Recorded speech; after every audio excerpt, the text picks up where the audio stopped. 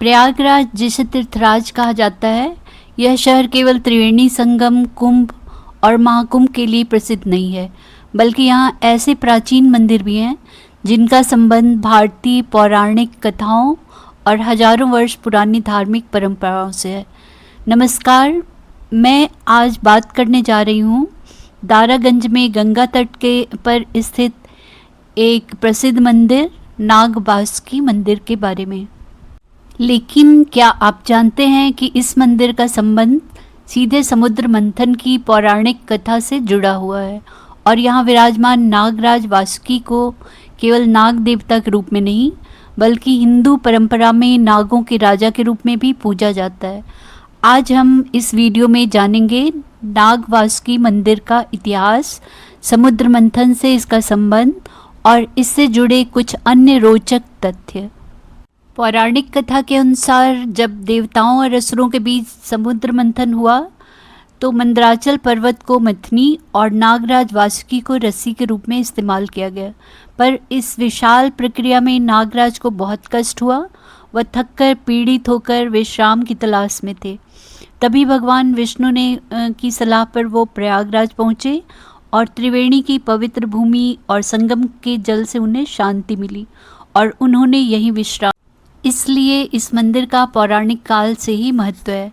नागवासुकी मंदिर दारागंज क्षेत्र में उत्तर दिशा में गंगा के किनारे दशाश्वमेध घाट से 2-3 किलोमीटर पे और संगम क्षेत्र से 5-6 किलोमीटर पर स्थित है। तो ये सामने दशाश्वमेध घाट देख रहे हैं, जहाँ पे कि आजकल कांवरियों की भीड़ लगी होती है जो यहाँ जल भरने आते हैं। और ये गंगा नदी के किनारे बना हुआ रोड है जो यहाँ से लेकर शिवकुटी वगैरह तक गया हुआ है और इसे आजकल मरीन ड्राइव के नाम से जाना जाता है और ये एक बहुत ही सुंदर दृश्य प्रस्तुत करता है। तो नागवासुकी मंदिर का गंगा के किनारे ऊंचाई पर स्थित होने के कारण इस मंदिर का वातावरण विशेष रूप से आकर्षित करता है। एक तरफ पवित्र गंगा, दूसरी तरफ मंदिर की आभा।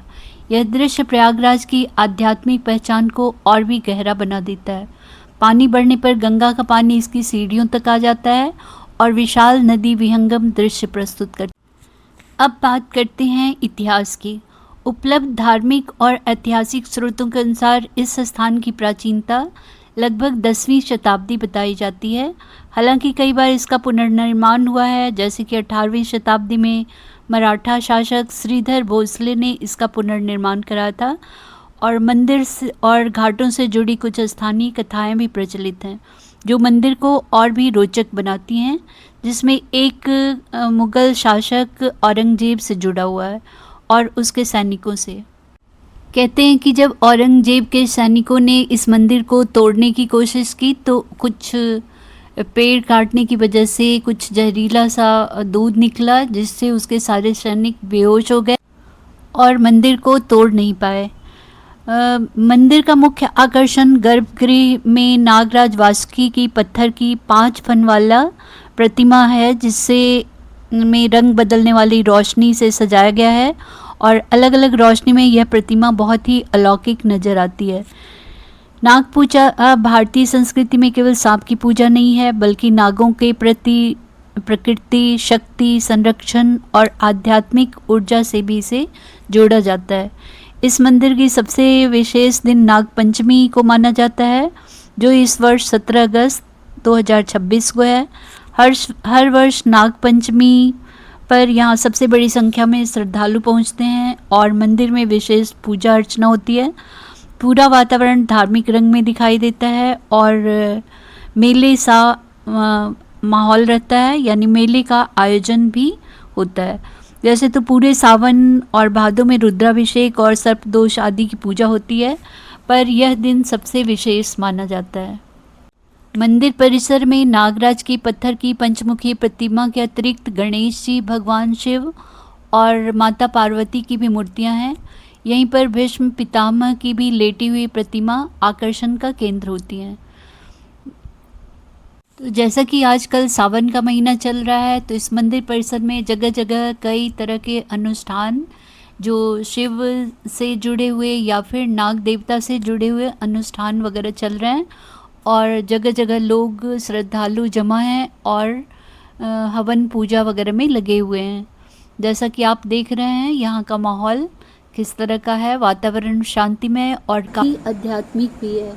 गंगा के किनारे ऊंचाई पे स्थित होने के कारण यहाँ से पूरा गंगा का विस्तृत दृश्य दिखाई देता है। और अभी जैसा कि पानी बढ़ा हुआ है तो दूर दूर तक फैली हुई गंगा दिखाई देती हैं। और इसके ऊंचे स्थान पर होने की वजह से पानी अंदर तो नहीं आता जल्दी, लेकिन सीढ़ियाँ तक पानी आ जाता है। तो अब जैसा कि पानी बढ़ना शुरू हो गया तो धीरे धीरे मंदिर के सीढ़ियों तक पानी आ जाएगा। प्रयागराज में इस मंदिर का त्रिवेणी संगम के पास स्थित होना और साथ में समुद्र मंथन से नागराज का जुड़ा होना और प्रयागराज में विश्राम करना इस मंदिर को विशेष स्थान दिलाता है। इसलिए कुंभ और महाकुंभ में, साथ ही माघ मेले के दौरान भी इस क्षेत्र में श्रद्धालुओं की बड़ी भीड़ उमड़ती है। तो जैसा कि आप देख रहे हैं, गर्मी के दिनों में सूखी और पतली धाराओं में बटी हुई गंगा अभी कितना विशाल और विस्तृत रूप ले चुकी हैं और सबका ध्यान बरबस ही अपनी ओर आकर्षित कर रही हैं। यह मंदिर केवल धार्मिक दृष्टि से ही महत्वपूर्ण नहीं है, यह प्रयागराज के उन स्थानों में से है जहां आपको एक साथ कई चीज़ों का अनुभव होता है, जैसे कि प्राचीन धार्मिक परंपरा, पौराणिक कथाएं, गंगा का किनारा, पुराने घाट और दारागंज की सांस्कृतिक विरासत। और यही प्रयागराज की खूबसूरती है। यहाँ इतिहास केवल किताबों में नहीं मिलता, वह मंदिरों में दिखाई देता है, घाटों पर दिखाई देता है और यहाँ की परंपराओं में जीवित है। तो अगली बार आप जब प्रयागराज आएँ और त्रिवेणी संगम के दर्शन करें तो दारागंज स्थित नागवासुकी मंदिर को भी अपनी यात्रा में शामिल करें। गंगा किनारे स्थित यह प्राचीन मंदिर आपको उस धार्मिक और सांस्कृतिक विरासत से परिचय कराती है जिसकी जड़ें बहुत गहरी हैं। अगर आपको प्रयागराज के ऐसे प्राचीन मंदिरों, ऐतिहासिक स्थलों और अनसुनी कहानियों के बारे में जानना पसंद है तो वीडियो को लाइक करें, चैनल को सब्सक्राइब करें और कमेंट में बताएं क्या आपने इस मंदिर का दर्शन किया।